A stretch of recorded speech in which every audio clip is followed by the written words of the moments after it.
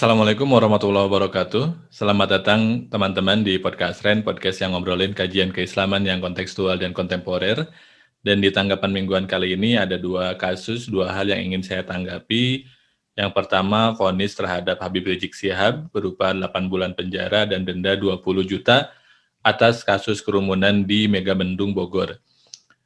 Vonis ini menarik karena kemudian direspon pro kontra, sebagaimana bisa ditebak. Yang pro menganggap bahwa hukuman bagi orang yang menyebabkan terjadinya pelanggaran prokes adalah tepat. Yang kontra kemudian melihat bahwa di antara semua orang yang melakukan tindakan yang menyebabkan terjadinya kerumunan, kenapa hanya Habib Rizik yang dihukum? Dan dari narasi tersebut kemudian berpikir bahwa jangan-jangan memang ada upaya yang sistematis untuk kemudian melakukan tindakan yang katakanlah represif terhadap kelompok yang ditenggarai berhaluan Islamis. Dan anggapan ini tidak serta-merta muncul, tetapi melalui proses yang cukup panjang, yang kalau kita berbicara spesifik dengan FPI atau terkait FPI, kita akan ingat bahwa beberapa waktu lalu terjadi kasus penembakan terhadap 6 simpatisan FPI yang sampai hari ini belum menemukan titik terang, yang kemudian bahkan Komnas HAM sendiri ikut turun untuk mendalami kasus tersebut. Dan ini kemudian seolah-olah menjadi indikasi bahwa kritik Pak Greg Pili atas kepemimpinan Pak Jokowi ini mungkin ada benarnya, bahwa ada pendekatan-pendekatan kebijakan pemerintah yang terasa represif gitu, terutama dalam pendekatan atau dalam upaya menegakkan pluralisme. Karena ini menyasar kelompok Islamis dan menurut Pak Greg Pili dalam kondisi demokrasi, dalam suasana yang demokratis, ketidaksetujuan pada haluan Islamis tidak memberikan justifikasi pendekatan represif dan diskriminatif terhadap mereka. Dan bagi beliau, apa yang menimpa FPI menunjukkan adanya indikasi terjadi represi pluralisme. Lalu apa dampaknya bagi upaya yang berhubungan dengan kampanye pluralisme itu sendiri dalam upaya penghadiran Islam yang inklusif, Islam yang toleran?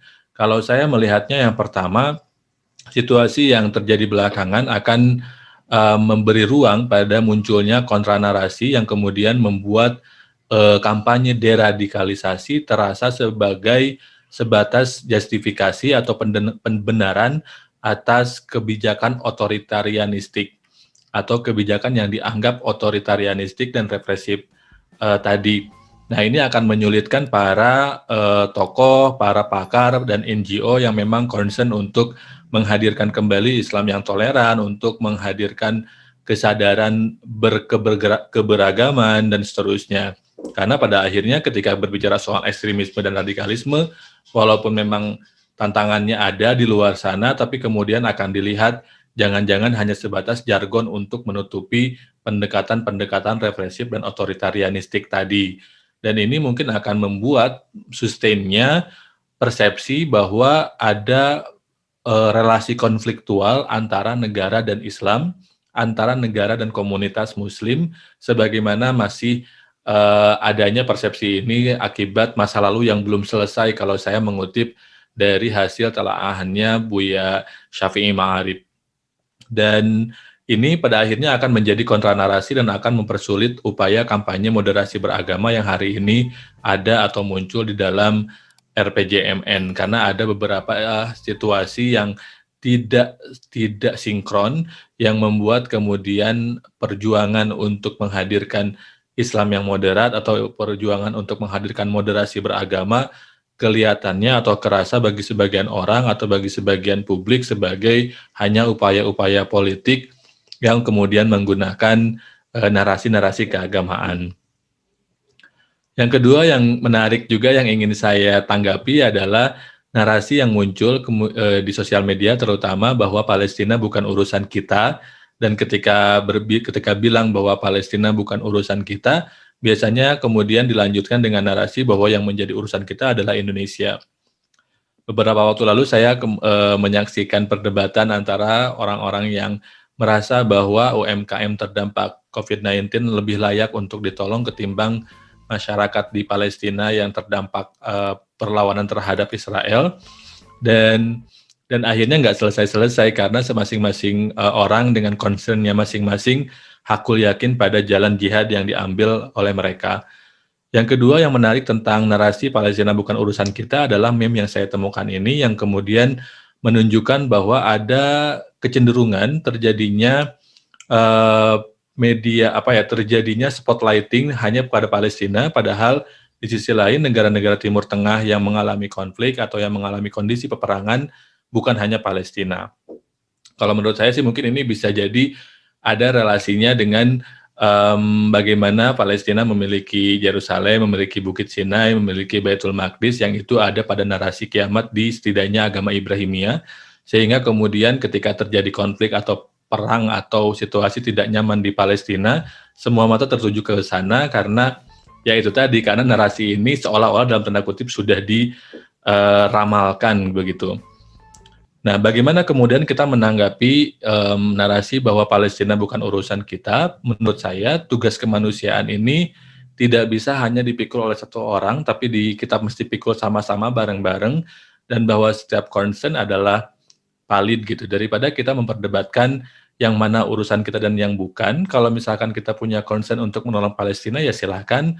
Kalau yang concern untuk menolong kawan-kawan di Indonesia, ya silahkan. Kalau yang concern untuk menolong dua-duanya, ya silahkan gitu. Kita bagi-bagi tugas kemanusiaan sesuai dengan kadar kesanggupan kita masing-masing. Yang nggak boleh itu kita nolong enggak, tapi berdebat iya.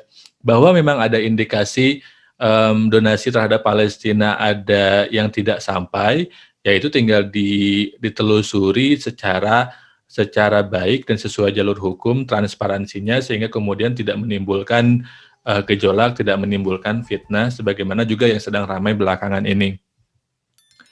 Nah, kenapa kemudian dalam membela Palestina kita tetap butuh nalar kritis kita? Pertama, dalam konteks ini, kadang-kadang Palestina dijadikan pembenaran untuk kampanye khilafah global, seolah-olah bahwa masalah di Palestina akan selesai jika ada kekhilafahan global. Mereka lupa bahwa Palestina Israel ini bukan soal Islam lawan Yahudi, karena tidak semua Yahudi setuju pada Israel dan tidak semua masyarakat Palestina adalah Muslim. Sehingga kemudian menganggap bahwa khilafahan global adalah solusi utama dan tunggal dan akan secara otomatis menyelesaikan permasalahan Palestina itu keliru total dan naif gitu. Nah, kita juga harus ingat bahwa dalam proses membela Palestina ini tidak semua orang ternyata punya itikat baik. Ada orang-orang oportunis yang kemudian menggunakan Palestina sebagai komoditas jualan. Mau itu komoditas untuk bikin hoax, mau itu komoditas untuk kemudian dia menggalang dana abal-abal yang kemudian dananya tidak sampai ke Palestina. Dan kita ingat banget gitu, misalkan sering sekali terjadi demo yang demonya urusannya apa, tapi kemudian ada orang yang bawa bendera Palestina, yang bahkan orang Palestina juga nggak meminta bendera mereka dibawa-bawa dalam demo, dan pernah suatu kali kemudian kedubes Palestina protes kenapa bendera mereka dibawa-bawa pada demo yang itu merupakan urusan internal politik kita, kayak gitu. Dan itu memang menunjukkan sekali lagi bagaimana Palestina digunakan atau dimobilisasi sedemikian rupa sehingga menjadi isu yang seksi untuk kepentingan-kepentingan orang-orang tertentu yang kadang-kadang kepentingannya bukan didorong oleh semangat beragama yang baik. Dan balik lagi ke dalam konteks penipuan berkedok donasi Palestina, sebetulnya menurut saya kasus penggelapan sumbangan ini bukan hanya eksklusif terjadi pada kasus donasi kepada Palestina, tapi juga kasus donasi secara umum. Dan ini adalah persoalan pelik di mana ada relasi yang tidak seimbang antara altruisme tangan di atas, kita punya kebaikan dan punya kesadaran untuk berbagi kepada orang lain, tapi juga kadang-kadang kita kalau misalkan ingat waktu kecil suka dibilangin gitu bahwa kalau nyumbang ya nyumbang aja gitu. Kita nggak usah peduli apakah orang yang meminta sumbangan itu jujur ataukah enggak. Karena kalaupun dia nggak jujur, kita tetap dapat pahala. Bahwa memang itu benar, tetapi juga kita mesti ingat bahwa sumbangan yang tidak sampai itu justru juga merugikan, justru tidak memberikan dampak positif bagi orang yang kita ingin tolong. Sehingga memang hari ini sepertinya butuh upaya untuk mendorong terjadinya transparansi pada semua pihak yang menggalang dana, menggalang sumbangan untuk siapapun yang akan dijadikan objek sumbangannya, sehingga kemudian tidak terjadi apa yang kemudian saya istilahkan husnuzon yang dikorup gitu. Kita tahu bahwa orang yang menyumbang akan berhusnuzon pada mereka yang menggalang dana sumbangan, tapi kemudian kita memanfaatkan kehusnuzonan itu untuk kemudian melakukan tindakan-tindakan yang koruptif. Sehingga kemudian memang butuh upaya untuk memastikan bahwa setiap orang bisa transparan dan bisa mempertanggungjawabkan apa yang dia lakukan. Itu saja mungkin untuk tanggapan mingguan kali ini, 2 kasus yang ditanggapi. Terima kasih. Wassalamualaikum warahmatullahi wabarakatuh.